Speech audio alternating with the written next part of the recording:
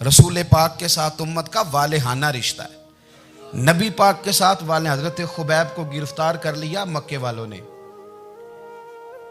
उस वक़्त गुर्बत थी इस्लाम पर। मक्के में सारे लोग इकट्ठे हो गए और चौक में फांसी देने लगे हजरत खुबैब को। कहना आसान है, करना बड़ा मुश्किल है। बंदा जेल में उलझ जाए तो मैंने बड़े बड़े सियाने लोग माफिया मांगते देखे, बड़े बड़े लोग कहते देखे हैं कि ये काम बड़ा। कैद तन्हाई बजाते खुद एक मुसीबत है। आपको अकेला रहना पड़ जाए ना, ये लॉकडाउन हुआ है तो लोग नफसियाती मरीज बन गए। अकेले रहना, तन्हा रहना कुछ छोटा काम है। हजरत खुबैब अकेले और मक्के का दौर और चारों जानिब काफर, और चौक में जब फांसी पे लटकाया जाने लगा तो अबू सुफियान बोले और बोल के कहने लगे, यार बंदा कोई काम करके बड़ा पछताता भी है कि यार नतीजा क्या निकला। तो माज़अल्लाह आपका भी नतीजा तो फांसी है, तो आपका क्या ख्याल है।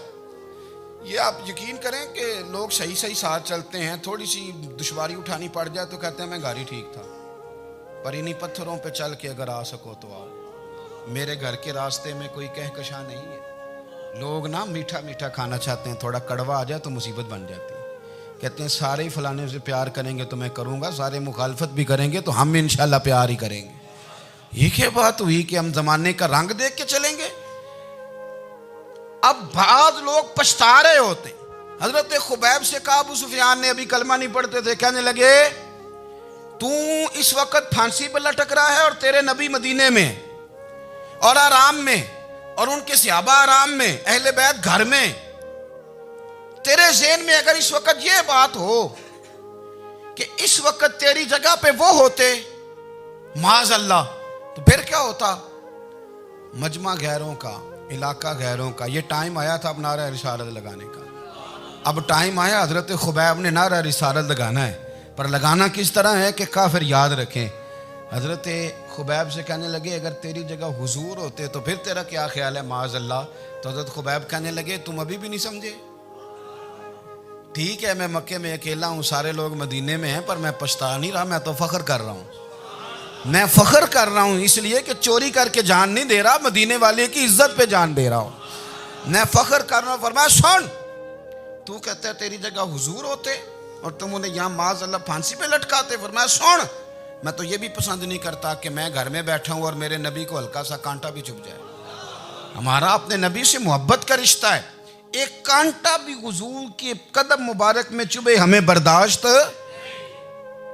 मजमा उनका था, नारे लग रहे थे, हमने मुसलमान पकड़ लिया। लेकिन हजरत खुबैब ने अकेले, अल्लाह करे आपको मेरी बात की समझ आए, अल्लाह करे आपको समझ आए, अकेले जब फांसी के तख्ते के करीब नारा लगाया ना कि मैं तो कांटा भी नहीं चुभने दूंगा अपने नबी को, अब सारे हार गए। अब उस एक जुमले ने ना इनको शिकस्त खुर्दा कर दिया। अब बोल कुछ नहीं सकते थे, गर्दनें झुक गई।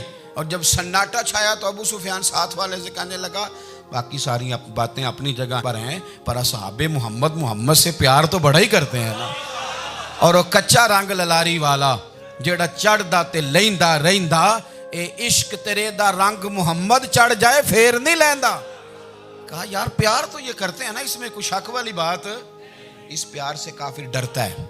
नबी पाक के साथ जज्बाती वाबस्तगी, हुजूर के साथ गुलामों का जज्बाती रिश्ता, और नबी पाक सल्लल्लाहु ताला अलैहि वसल्लम की आमद पर तशक्कुर के जज्बात। इमाम राजी ने लिखा है कि हजरत मूसा कलीमुल्लाह अलैहिस्सलाम ने तौरात की तख्तियों के अंदर एक उम्मत का जिक्र पढ़ा कि जो उम्मत गुनाह का इरादा करेगी तो गुनाह लिखा नहीं जाएगा जब तक कर न ले, और नेकी का इरादा करेगी तो रब उनकी नेकी लिख देगा, और जब वो कर लेगी तो अल्लाह 10 गुना अजर अता करेगा। और वो ऐसी उम्मत होगी कि जिनके चेहरे क़यामत के दिन नूर की तरह चमकेंगे, और वो उम्मत होगी जिनकी अल्लाह ताला ज़मीन सारी पाक फरमा देगा, जहाँ नमाज पढ़ेंगे नमाज हो जाएगी। ये तज़किरे पढ़ के तो हज़रत मूसा कलीम अर्ज़ करने लगे अल्लाह ये उम्मत मेरी बना दे। तो रब करीम ने फरमाया कि मूसा नहीं, ये तो मेरे महबूब की उम्मत है। फरमाया ये तो मेरे नबी पाक की उम्मत, हुजूर की उम्मत। अल्लाह अकबर। हज़रत मूसा मामूली आदमी नहीं, वो जलीलुल क़द्र पैगंबर हैं जिनका कुरान के हर सिपारे में तज़किरा है, कहीं वाज़े तौर पे, कहीं इशारतन, हर पारे में। और हज़रत मूसा अल्लाह के वो नबी हैं जो रब से डायरेक्ट बातें करें कोहे तूर। कहा ए मूसा ये उम्मत तो मेरे नबी की है। तो हज़रत मूसा अलैहिस्सलाम अर्ज़ करते हैं, इमाम राजी ने लिखा है, कहते हैं अल्लाह फिर मुझे अपनी नबी की उम्मत में शामिल कर। ओ यार, हमें लोग कहते हैं मिलाद ना मनाओ। जिस उम्मत में आने के लिए हज़रत मूसा ने दुआ मांगी, जिस महबूब की गुलामी के लिए, हमें तो दुआ भी कोई नहीं मांगनी पड़ी। अल्लाह ने फजल से ही मदीने वाले का गुलाम बना दिया। तो हम हुजूर के तज़किरे ना करें, हम तशक्कुर ना करें, हम नबी पाक सल्लल्लाहु अलैहि वसल्लम की नात ना पढ़ें, हम हुजूर के आने पर जश्न का इजहार ना करें। हर वो जायज़ तरीका जिससे इजहार खुशी हो सके वो मिलाद पे करना चाहिए और उसके लिए असबाब बनाने चाहिए। उम्मत का एक जज्बाती अंदाज होना चाहिए नबी पाक के साथ, एक वारफ्तगी, एक ज़ौक़, एक तबीयत के अंदर विजदान। नारा मतलब इस तरह ना हो कि बस चल रहा है काम। मैं नहीं हूँ कायल, मैं कहता हूँ पहले तो कोई लगाए ना, और फिर नारा जब लगता था ना तो मुसलमानों के यहाँ नारा लगता था तो बड़े बड़े लोग कांप जाते थे। सूफिया ने लिखा है कि हज़रत उमर ने जब कलमा पढ़ा ना तो 39 बंदे कलमा पढ़ते थे।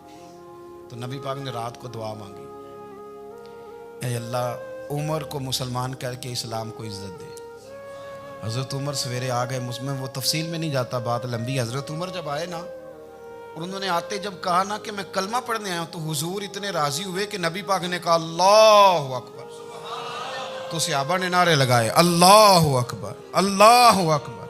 यानी 40 लोग मुसलमान हुए तो नारे लगे, नारे लगे। हमारे सूफिया कहते हैं हज़रत उमर के आने पर जब नारे लगे तो बताओ कि वो तो नारा तकबीर लगा, नारा रिसालत क्यों नहीं लगा?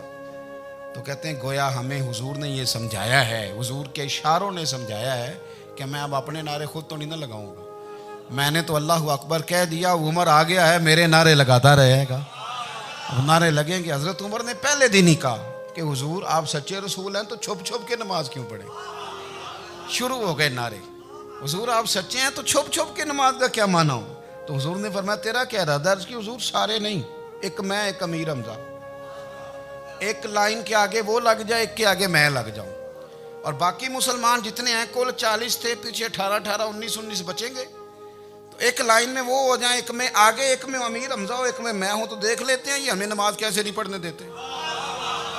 हाँ हाँ देख लेते हैं, आए ना मैदान में, इधर आ सितमगर हुनर आजमाएं, तो तीर आजमा हम जिगर आजमाए, और गुलामाने मोहम्मद जान देने से नहीं डरते, ये सर कट जाए यहाँ रह जाए कुछ परवाह नहीं करते।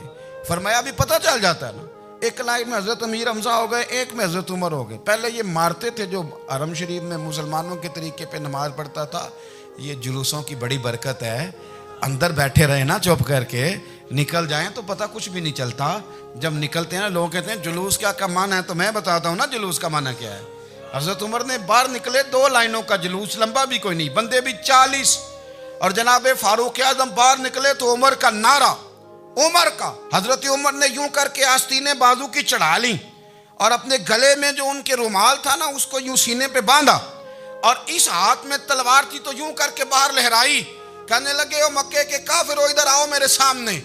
जिसने अपनी बीवी बेवा करानी हो, जिसने बच्चे यतीम कराने हो, वो आए मैदान में। मुस्तफ़ा के गुलाम आज सड़कों पे निकल आए, आए मैदान में हमारे सामने हमारा मुकाबला करे। आए ना मैदान में, हम निकले हैं। अब हम यहाँ काबे में एलानिया नमाज पढ़ेंगे, हम पढ़ेंगे। ताकत है तो आओ ना, हमारा मुकाबला करो, आओ।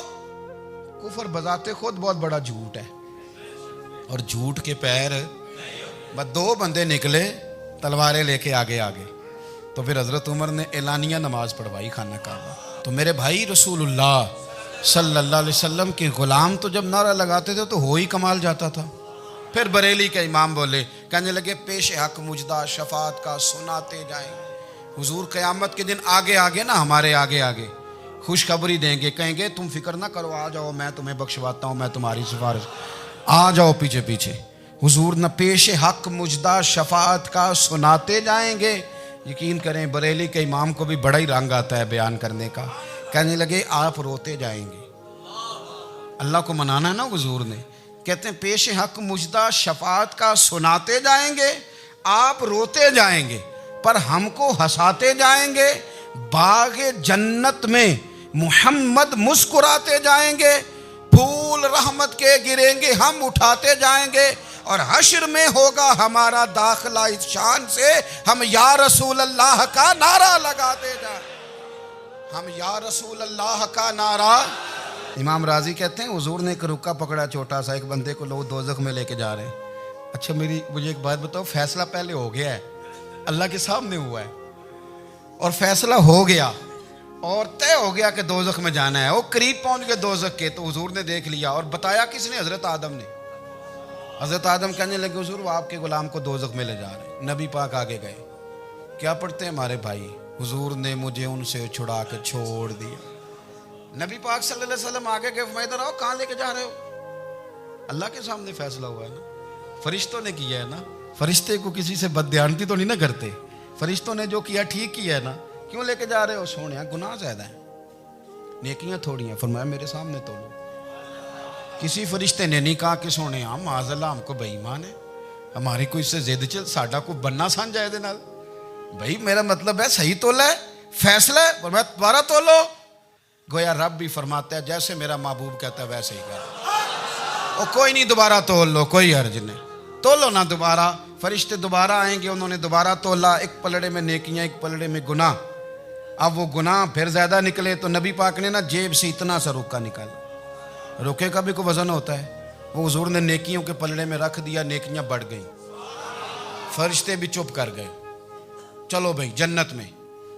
मेरी तरह का था ना, पता सारा है सरदार ने की थी, पता तो था ना उसे, मन आनम के मन दानम। तो सीधा हुजूर के कदमों से जा लगा, कहने लगा सोने मैं तो सारी जिंदगी गुनाह करता रहा, ये कौन सी नेकी है? तो हुजूर फरमाने लगे चुप कर, जन्नत का दरवाजा खोल गया, तू जा जन्नत में। हुजूर रुके में क्या है? फरमाया तूने एक दिन दरूद और सलाम नहीं पढ़ा था, मैंने तेरा संभाल के रखा हुआ तेरा दरूद शरीफ, वो नारे रिसालत भी तूने लगाए थे, वो तू खोल के मेरे तज़किरे मैंने तेरा संभाल लिया। दोज़ख में मैं तो क्या मेरा साया ना जाए, क्योंकि रसूल पाक से देखा ना जाए, मेरे रसूल पाक।